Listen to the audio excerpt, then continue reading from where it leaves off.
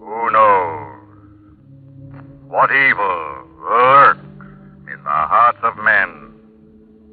The shadow knows.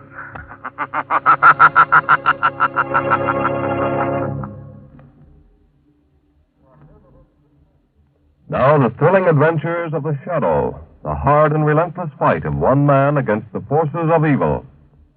These dramatizations are designed to demonstrate forcibly to old and young alike that crime. You know, last year, forest fires burned enough timber to provide a 12-month supply of newsprint for every newspaper in America. They wrecked outdoor playgrounds, destroyed wildlife, and took the lives of many people. Do you know how many separate forest fires there were in America last year? There were 175,000 of them, and over 90% were caused by people. It takes only a moment's carelessness with a match, a cigarette, or a campfire to set loose fire in a forest. But the same moment of thought and awareness can save so much. If you can start a fire through carelessness, then by being watchful, you can prevent that fire. Be careful. And now to the Shadow.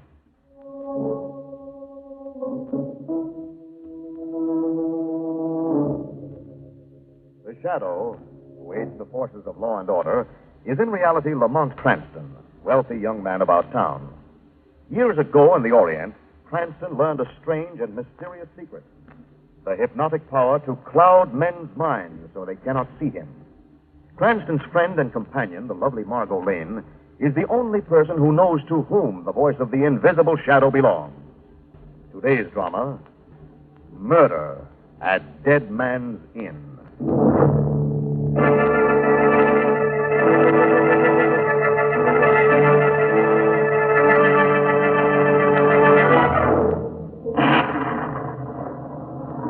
It is nearly midnight of a stormy evening in the foothills of the Dark Cliff Mountains. The wind lashes the creaking sign of the Dark Cliff Inn, an ancient hotel that perches atop a barren rise in the bleak terrain.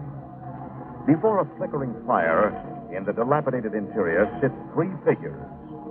One of them a man of 60, gray and fat, whose bright, bulging eyes glisten as he addresses the two companions who sit with him in the uneasy glow of the firelight. Ah, no, my dear Mr. Prim. There is nothing so comforting as a bright, dark fire on a dark, chilly night. I'm sure you agree, Mr. Monroe? Oh, I do trust you have no fear of the elements, Mr. Prim. Not you either, my dear Monroe. You have no cause for fear, you know. None at all. Ah, gentlemen, the fire is dying out. It is almost 12. 2 hours past the usual time. Shall we not retire? Shall we not get up to our beds, gentlemen? I said, shall we not? Oh, but of course you can't get up to bed without my help, can you? How could you? After all, you're dead.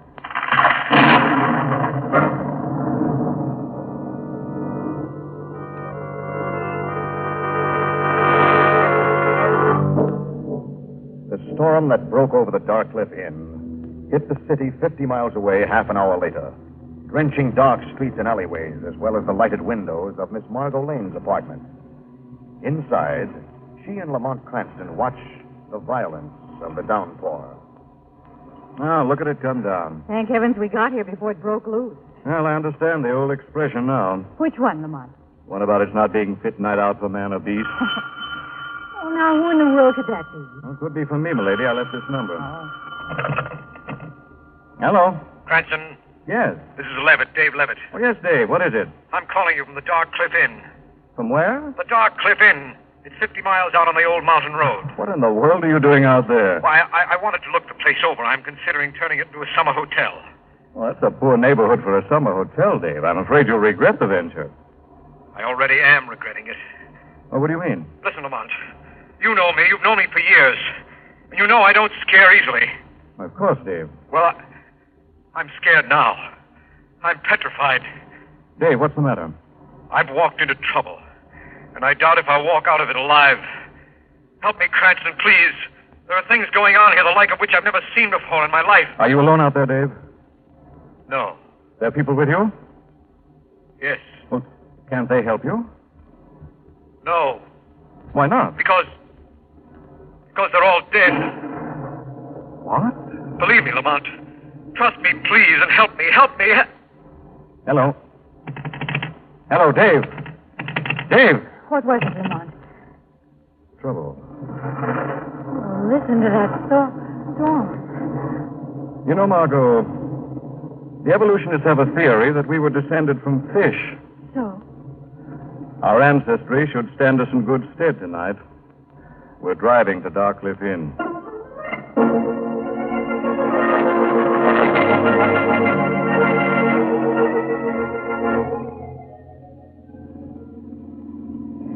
This inn we're going to, Lamont, I never heard of it. A little before your time, Margot. It was originally owned by a seafaring gentleman named Dunstead, who ran it at a loss for several years. How long ago was that? Let's see, that was almost exactly 15 years ago that Dunstead lost his mind.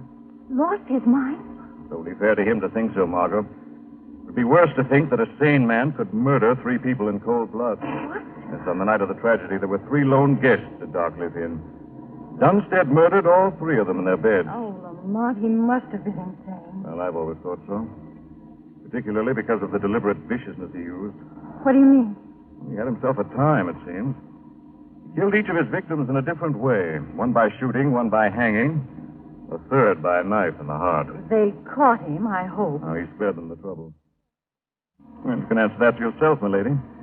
Here it is, just on the rise of this hill.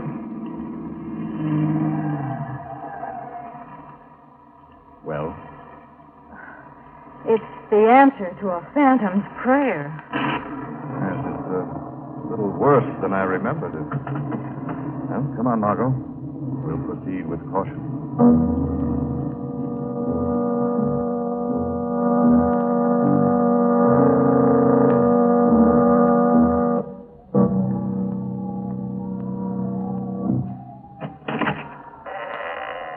Dave? Dave! No answer. He may be wandering around inside. The place is enormous. That's probably why. Let's hope that's why. Come on, my lady.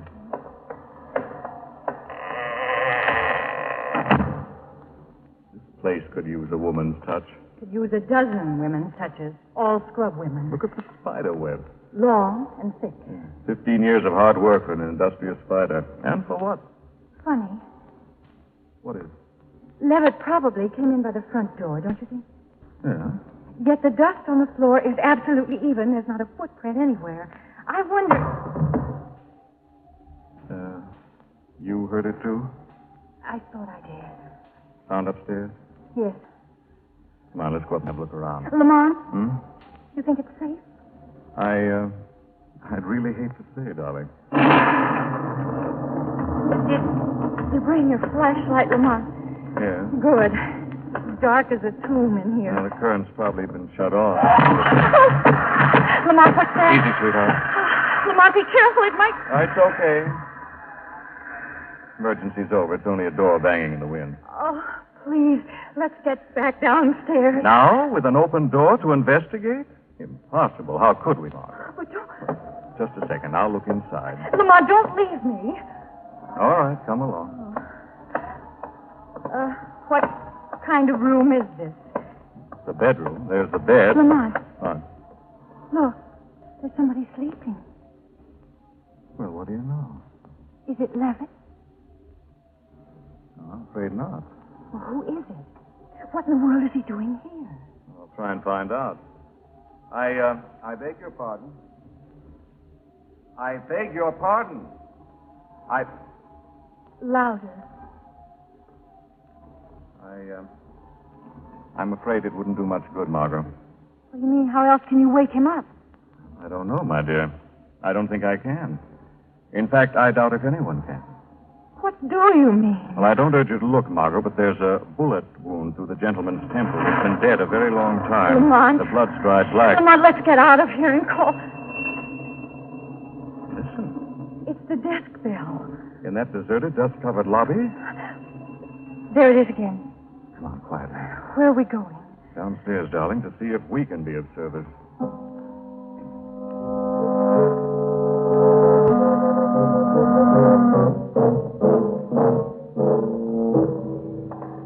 There's not a soul down here. You don't suppose we're letting our imagination... No, I heard that bell. I tell you, I heard... I've heard it. My dear young woman. Who's that? Easy, sweetheart. Who are you, sir?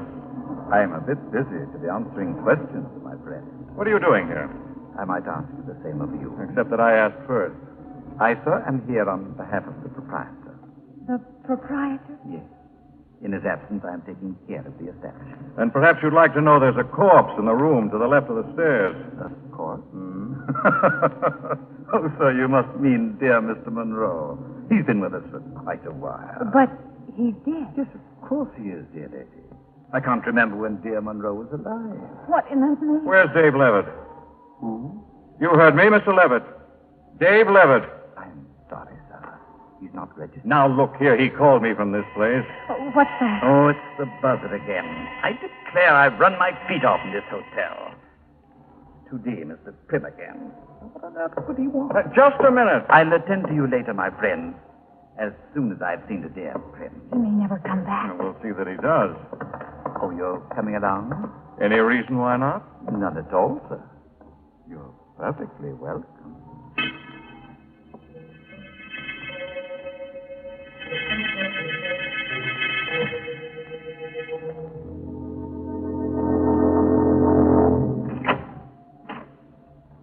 Yes, Mr. Prim? You rang, Mr. Prim? Lamont, listen. Yes, I hear it, Margaret. What is it, that sound? I don't know. It's too dark to see. Use the flashlight. Okay. There we are. Now, where's... Oh, Lamont, that sounds the creaking of a rope rope? swinging from the chandelier. Look up there. A man. Lamont, Dead man hanging by his neck. Lamont, please. Let's get out of here while we still Wait, can. just a moment, Margot. What? Where is he? Who? The little old man who said he was in I charge. thought he was standing beside you. I thought he was standing beside you. Practically then. We'll soon put a stop to this. Come on. Hello there. Where are you? I said, where are you? That came from downstairs. Okay, hurry. Where are you? Answer me. We'll find you. Were you if looking for me, sir? Oh, there he is. What happened to you? I saw that Mr. Prim didn't need me, so I went my way. Didn't need What are you talking about? Couldn't you see the man was dead? Oh, but of course, sir. Just like dear Monroe. What is this place, a morgue? Why, yes, you might call it a morgue in a sort of a way, sir. You see, there are only dead people here. Except for you two, of course. How about you? Oh, I'm dead, too. You see, I'm the third guest who was murdered here 15 years ago. What are you saying? Oh, it's the truth, sir. I was the one who was stabbed. Wait. I'll open my coat. See? Good Lord. Lamont, look. There's a knife in his heart.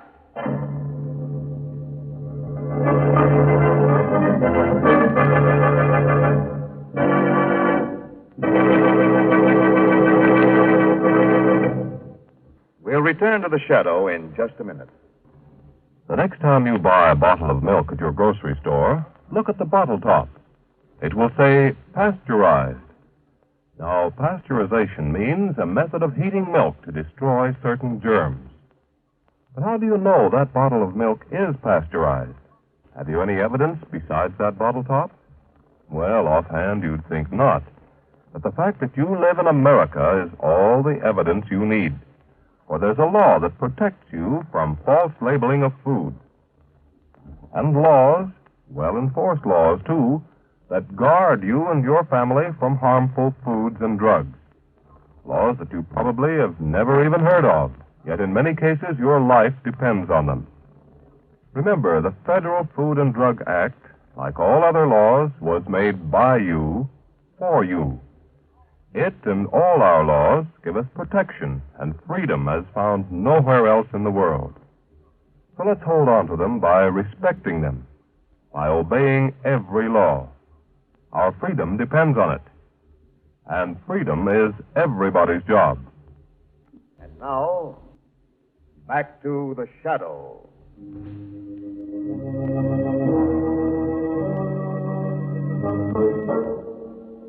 Margot collapsed to the floor of the dismal lobby of Dark Cliff Inn as she saw the knife sticking into the heart of the little old man.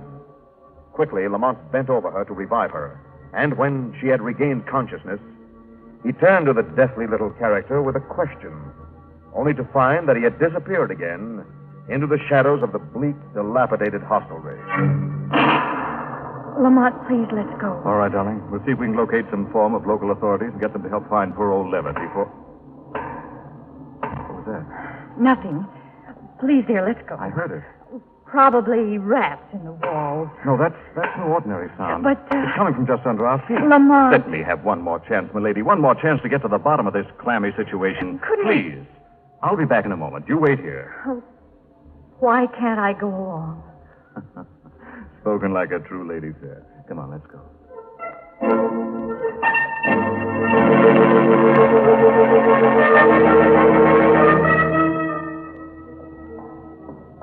Where are we, Lamont? Well, I judge it to be an old wine cellar from the temperature. Probably the place... Lamont! Almost Oh, fell. be careful. Will you look what I almost fell over? Oh, Coffin. Of all... Lamont, listen. It's coming from inside. What in the name? You help me raise it. All right. That's right. A little higher.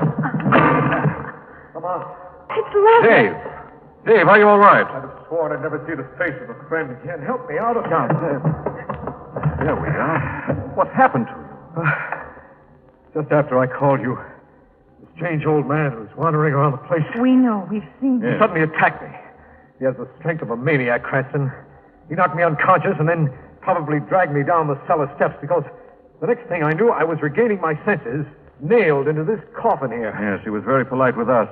Sickeningly, weirdly polite. Yes, I know. He was here when I first walked in, and he was very cordial then. He told me that he was in possession of a great secret. The secret of Dark Cliff Inn, but that no one was ever going to find out but him. Did he make any sense at all? Very little. The only coherent thing he said was something about the skipper's log. Skipper's log. Whatever that means. Perhaps we'll have to find out what it means. Not me. All I want to do is get out of here. Oh, yes, Lamont, Look, let's darling, go. if we'd left before, we wouldn't have found poor Levitt at all. Now I know I don't want to leave till I've unraveled this little witch's dance. But, Oh, give me half an hour, 30 minutes more. If I haven't discovered the secret by then, we'll go. If we're still able to. I'd like my chance. all right, Lamont. You can have it.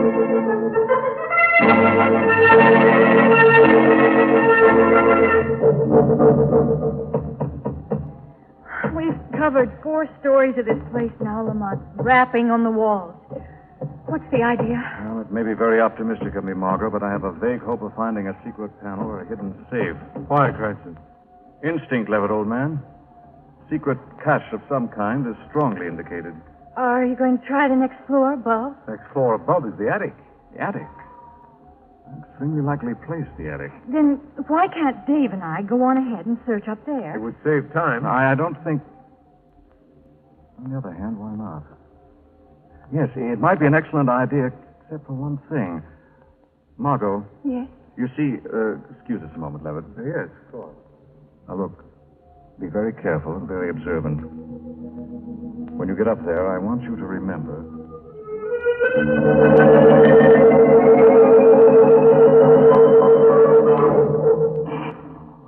Dave. Dave? Yes, Margot. Are you busy over there? There are a couple of old sea chests I thought looked interesting. Well, come here a moment. I want to show you something. Yes, what is it? This beam here supporting the roof. Do you realize what it is? Why, yes. Looks like a tree trunk. Right. And do you realize what a tree trunk is, Dave? Why, of course, a tree trunk. It's a log. And our strange old friend said something. About the skipper's log. I think you've got something, Margot. Now, just a moment. If I do, there ought to be And there it is. Look, I pressed here and this panel opened. What's inside? Looks like some sort of box. very heavy. You see, it's like a treasure chest. It's too heavy for you. I'll take it. Oh, no, that's all right. I think we'd better show it to Lamont at once. I'll take it, please. Oh, no, Dave, it's okay. I said I'll take it, Margo. Oh. Now you'll do me the favor of telling Mr. Cranston nothing. Dave, you've got a gun. Yes, and what's at stake would justify its use. I don't get it. Perhaps I'd better explain. But Lamont and I came here to help you. You and Lamont did very well indeed, just as I hoped you might. You see, I couldn't call in the police to search, so I got Cranston to do my investigating for me. What do you mean? I was desperate, that's what I mean. I had to find the treasure before someone discovered the bodies of the two guests that old Dunstead had murdered and dressed up like his two favorite victims of yesteryear, Prim and Monroe. Dunstead. Why, that's the proprietor who murdered those people in their beds and then committed suicide. He tried to commit suicide, yes, but he didn't die. He lived on a wandering, half-mad life for 15 years until I stumbled on him here. He told me about the treasure. A treasure left here in Darkcliff over 100 years ago by a privateering sea captain. And he's the one who killed the two men here. That couldn't be helped. A pair of itinerant tramps came nosing around and heard more than was good for them. They had to be killed, which, in a sense, was lucky. Their bodies came in handy for the little play that old Dunstead so much enjoyed performing. Old Dunstead. Then he's the little old man who greeted us. Exactly. But that knife I saw stuck in his heart. An old theatrical trick I showed him, and he loved it like a child. You see, he's very much like a child. An old, sick child with a thirst for gold. Now you know the story, Miss Lane. With your kind permission, I will open this window, climb down to safety Who's that? That's Cranston I shoot. No, it's not Cranston. It's me, Levet, me. What? Your friend, Dunstead. The man you promised to help. The man you swore you'd never cheat. Now you're trying to escape. To run away with all my gold. No, you don't understand, Dunstead. I was only going to... Stop your lies. Give me my treasure. Dunstead, come back here. He's got it. Stop, Dunstead, I warn you. Warn me. What worse can you do to me than steal my treasure? What worse can you do, you thief? This worse maniac. Drop that chest before I fire again, and you... Who is that? Shadow? Who made that sound? Who was that laughing? It was I, the Shadow. I hear a voice, but there isn't anything there. I don't see anyone, but there's a voice speaking. Am I going crazy, too? No, Levitt. The pure evil never go crazy. You're already mad with your own wickedness. No, Shadow, you don't understand. I'm being robbed. You lie. The treasure is not yours. It was Dunstead who told you about the trove of the captain of long ago. About the skipper's log. Insane though he is, he has a better claim than you do. Yeah. You see? He's going out the window. Stop or I'll shoot. I won't stop. The treasure's mine. Okay, then. Drop that gun. Now you see who wins. The treasure's mine. Goodbye, Mr. Levet. Not yet, old man. Give it to me. No. The treasure's mine. He's lost his balance. Look out. All mine.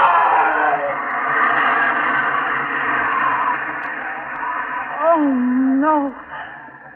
Look down below. Margo, get away from that window. Not so fast. Let me go. Now then, Shadow. Till now, you've held all the cards. At last, I have one. And a trump, Miss Lane. Either you let me out of this place with the treasure, or she follows Dunstead. Have you looked well at that treasure chest, Levitt? What do you mean? Have you noticed the Yale lock, the factory finish? No sea captain of 100 years ago left that chest, Levitt, because there were no such chests in existence. You're lying. You're trying to bluff me. Open the chest and see. No. A priceless treasure, Levitt. A treasure of lead weights. Useless and worthless. Let me go. Let me The trick go. is over, Levitt. Turn loose of me. Cannot fight the truth, Levitt. You cannot fight the shadow. You see, Levitt, the old man told you the truth. There is a treasure. And the directions to it are in the skipper's log. A real seaman's log. A little ship's diary that Miss Lane slipped out of the false bottom of the chest before you took it away from her. The diary. Shadow, please, can we make a deal? I make no deals with crime. Your only booty from this night's adventure will be the sentence you receive for aiding and abetting a madman and a murderer.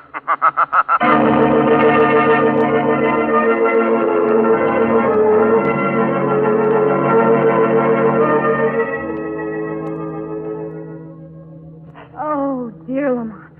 We've been digging for the treasure for hours. Do you suppose it's really here? Well, the ship's diary said it was buried 3 paces to the left of that old linden tree here in Darkcliff Mountain. But it just goes on. Margot, we struck it. Lamont, Here we are. open it, open Just a it. minute. There. Is it all full of gold? Well, not exactly, Margot. You mean there's no money? Oh, yes, it's full of money. Oh. Scrip dollars issued by the pirate government of the buccaneer city of Gunsport in Tobago in the 18th century. Yes, but how much of it? Millions of dollars worth. Oh, Lamont, we can buy anything we want, can't we? With this, Margot, we couldn't even buy a stick of bubble gum. Huh? What do you mean? This stuff was already worthless before Dewey entered Manila Bay. Oh, dear, all this trouble for nothing. No, keep your blouse on. Here, have a cigarette. Thanks. We might as well have stayed at home. Oh, I don't think so. Light? Yes. Hey, what are you lighting it with? $5,000 banknote? You see, all the danger we went through, and what good did it do us? Oh, I don't know, milady. But was rather liked the idea of having money to burn.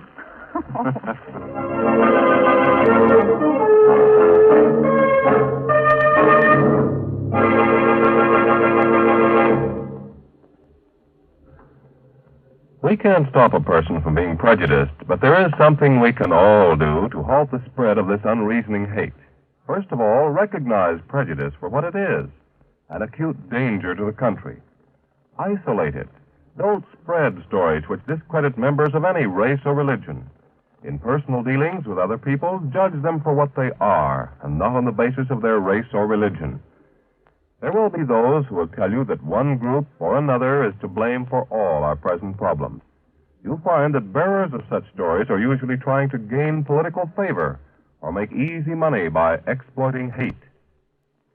We can solve all our problems, not by hate and division, but by working together as one people. We're all Americans. Let's keep it that way.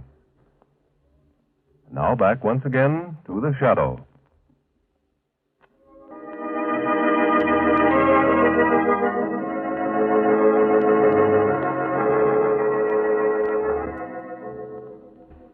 This story is copyrighted by Street and Smith Publications, Incorporated. All names and places are fictitious. Any similarity to persons living or dead is purely coincidental. Listen again next week, same time, same station, when the shadow will again demonstrate that The weed of crime bears bitter fruit. Crime does not pay. The shadow knows.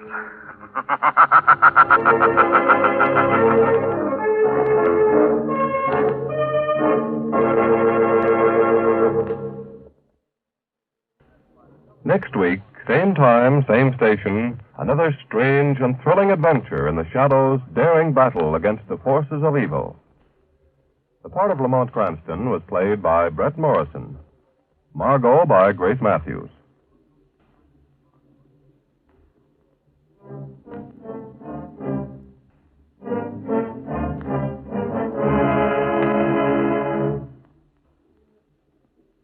This is the Mutual Don Lee Broadcasting System.